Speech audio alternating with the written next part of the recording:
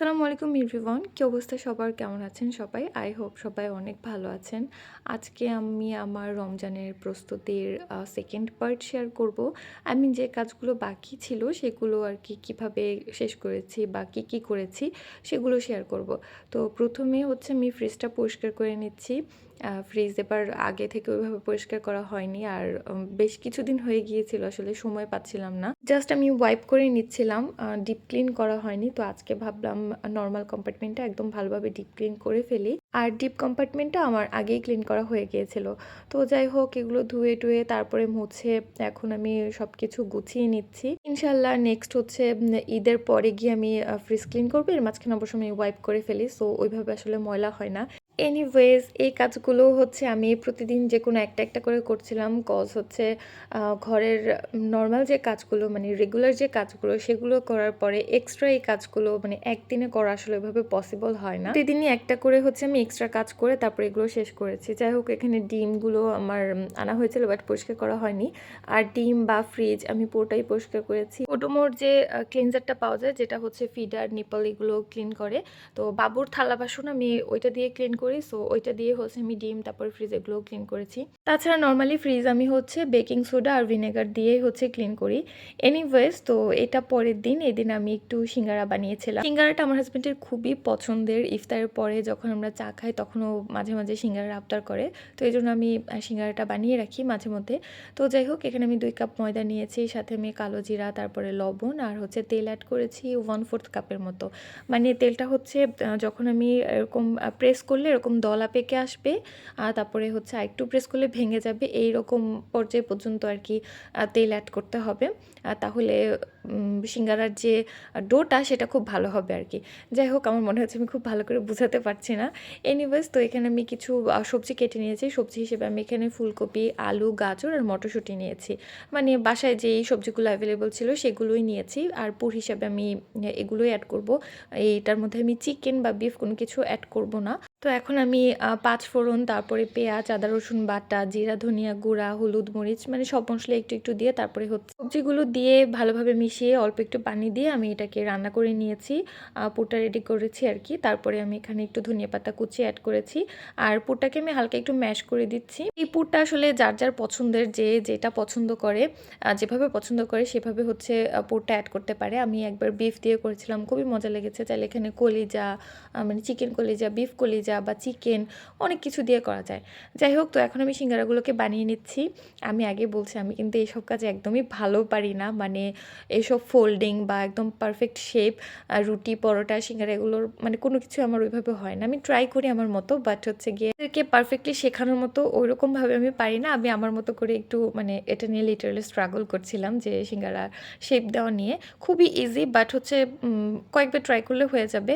আমি মানে খারাপ হয় যে ওরকম না, বাট একদম পারফেক্ট হয় না এই আর কি। তো যাই হোক, প্রথম দিকে আমি একদম ছোট ছোট করে বানাচ্ছিলাম, পরে লাস্টের দিকে না আমার ধৈর্য হচ্ছে শেষ হয়ে গিয়েছিল, মনে হচ্ছিল অনেক সময় লাগতেছে। তো আমি বড় করে বানিয়ে এটা শেষ করে ফেলেছি আর কি। তো যাই হোক, তারপরে আমি একটা প্লেটের মধ্যে করে ডিপে রেখে তারপরে ফ্রোজেন করেছি। পরের দিন হচ্ছে আমি এটাকে জিপলক ব্যাগে নিয়ে এখন হচ্ছে আমি ফ্রিজে রেখে দিচ্ছি। তারপরে আমি এখানে একটু ছোলা সেদ্ধ করে নিচ্ছি, আর আমি একদম সব মশলা দিয়ে তারপরে ছোলাটাকে সেদ্ধ করি। তাহলে মশলা যেটা সেটা ছোলার মধ্যে খুব ভালোভাবে ঢুকে ছোলার ফ্লেভারটা অনেক ভালো হয়। এই ছোলা বোনাটা খেতে কিন্তু অনেক মজা হয়। যাই হোক, আমি যেহেতু এখন মানে মশলা টশলা একটু কম খাচ্ছি, এই কারণে আমি একটু কম পরিমাণেই দিয়েছি। আপনারা চাইলে মশলা বেশি করে দিতে পারেন। বেশি মশলা দিলে খেতে অবভিয়াসলি বেশি মজা হয়। তো আমি তেল মশলা একটু কম খাওয়ারই ট্রাই করছি। যাই হোক, এরকম মাখো মাখো করে তারপরে আমি এটাকে সেদ্ধ করে নিয়েছি। আর আমি যেহেতু এটা ফ্রোজেন করবো এই জন্য আমি এখানে আলু অ্যাড করে নিই, বাট ছোলা ভুনার সাথে আলু না দিলে একদমই ভালো লাগে না আমার কাছে। আমি পরে সেদ্ধ করে তারপরে আলু অ্যাড করব যখন আমি ভাজি করব তখন, কারণ আলুটা যদি ডিপে রাখা হয় আর ওইটা এত বাজে একটা টেস্ট লাগে, ওইটা খাওয়া যায় না। এটুকু ফ্রোজেন করা করেছি, এখানে আমি অল্প একটু আজকে ভাজি করে নিচ্ছি। আর এই যে দেখেন, এভাবে যদি ছোলা সেদ্ধ করা থাকে একদম সব মশলা দিয়ে, জাস্ট আপনি পেঁয়াজ আর কাঁচামরিচ দিয়ে ছোলাটাকে ইজিলি ভেজে নিতে পারেন। 5 মিনিটের মতো লাগবে, এর বেশি লাগবে না। মসলা কষানোর ঝামেলা বা সময় কোনোটাই লাগবে না। উল্টা আরও টেস্ট অনেক বেশি ভালো হবে। এনিওয়েজ এখানে আমি আরেকটি ইফতার আইটেম বানাচ্ছি। তো প্রথমে আমি আলু সিদ্ধ করে নিয়েছি ২ টা। তারপরে আমি চিকেন ব্রেস্ট সিদ্ধ করে নিচ্ছি। এখানে আদা, রসুন, গোলমরিচের গুঁড়া আর হচ্ছে লবণ দিয়ে সিদ্ধ করে নিচ্ছি। তারপর এখানে আমি ব্রেডের সাইডগুলোকে কেটে নিয়েছি। এই সাইডগুলো দিয়ে হচ্ছে আমি ব্রেড ক্রাম্বস বানাবো। কিছুই না, জাস্ট এই সাইডগুলোকে আমি ব্লেন্ডারে ব্লেন্ড করেছি। আর কালারের জন্য আমি ফুড কালার অ্যাড করেছি। এটা টোটালি অপশনাল। তারপর হচ্ছে ব্রেডের যে ময়েশ্চারটা থাকে সেটা রিমুভ হওয়া পর্যন্ত একদম লো হিটে এটাকে টেলে নিয়েছি। বাস, ব্রেড ক্রাম্বস রেডি। এখন আমি যে আইটেমটা বানাবো এর জন্য আমি প্রথমে আলু সিদ্ধ নিয়েছি, তারপরে হচ্ছে চিকেনের বুকের মাংস নিয়েছি, সাথে আমি ক্যাপসিকাম, গাজর, কাঁচামরিচ, ধনিয়া পাতা, পেঁয়াজ কুচি অ্যাড করেছি। আরও অ্যাড করছি গোলমরিচের গুঁড়া, লবণ, টমেটো সস আর হচ্ছে সয়া সস। এখন সবগুলোকে মানে ভালোভাবে মিশিয়ে নিলে এই পুরটা রেডি হয়ে যাবে। আমার ব্রেডগুলো ফ্রেশ ছিল না, এগুলো ফ্রিজে রাখা ছিল। তো ফ্রিজে রাখা ব্রেড কিন্তু একটু শক্ত হয়ে যায়। সেগুলোকে যদি আপনি এভাবে বেলতে যান, শেপ দিতে যান, সেগুলো কিন্তু ভেঙে ভেঙে যাবে। সো এর জন্য আমি কী করেছি, হালকা একটু স্টিম করে নিয়েছি, জাস্ট 15 to 20 সেকেন্ডের মতো, যার কারণে ব্রেডটা একটু নরম হয়ে গিয়েছে। সো এটাকে আমার বেলতে আর শেপ দিতে সুবিধা হয়েছে। তো যাই হোক, এই তো আমি মাঝখানে পুরটা দিয়ে তারপরে ডিমের মধ্যে চুবিয়ে তারপরে ব্রেড ক্রাম্বসে গড়িয়ে নাস্তাটা রেডি করে নিলাম। ওইটাও আমি ফ্রোজেন করেছি। এখন আমি বেসনের প্রিমিক্সটা রেডি করে নিব। এখানে আমি 3 কাপ বেসন নিয়েছি, তার সাথে আমি অ্যাড করেছি 1 কাপ চালের গুঁড়া। তারপরে যে মশলাগুলো আমরা বেসন গুলাতে ইউজ করি, হলুদ গুঁড়া, মরিচের গুঁড়া, জিরা, ধনিয়া, লবণ, সবগুলো অ্যাড করে দিব। যারা এই ব্যাটারের সাথে কালো জিরাটা খান তারা চাইলে এ পর্যায়ে কালো জিরাটা অ্যাড করে রাখতে পারেন। তো আমি অ্যাড করব না, কারণ প্রতিদিন আমার এই মুডটা হয় না। প্রতিদিন কালো জিরার ফ্লেভারটা আমার ভালো লাগে না। তো আমি এটা যখন মিশাবো, যেদিন ইচ্ছা করবে সেদিন হচ্ছে মিশাবো ব্যাটারের সাথে।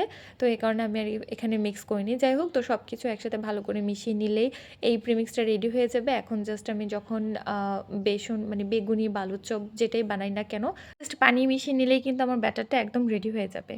এনিওয়েজ, তারপর আমি কিছু কাঁচামরিচ কিনেছিলাম, সেগুলোকে আমি প্রসেস করে রাখবো। এগুলো অনেক বেশি ঝাল ছিল, তো এ কারণে আমি একটু গ্লোভস ইউজ করছি, কারণ আমার তো বাবুকে ধরা লাগবে।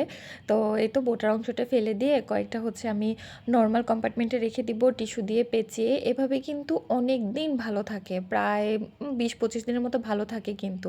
আর কয়েকটা হচ্ছে আমি ধুয়ে তারপরে ভালো করে শুকিয়ে নিয়ে জিপলক ব্যাগে করে ডিপে রেখে দিব।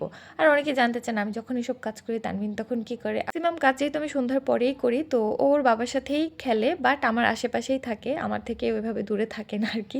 তো ওই যে দেখতে পেলেন আমি এখানে এগুলো প্রসেস করছিলাম, ও আমার এখানেই খেলছিল। যাই হোক, তারপরে আমি কিছুটা ধনিয়া পাতাও প্রসেস করে রেখে দিয়েছি।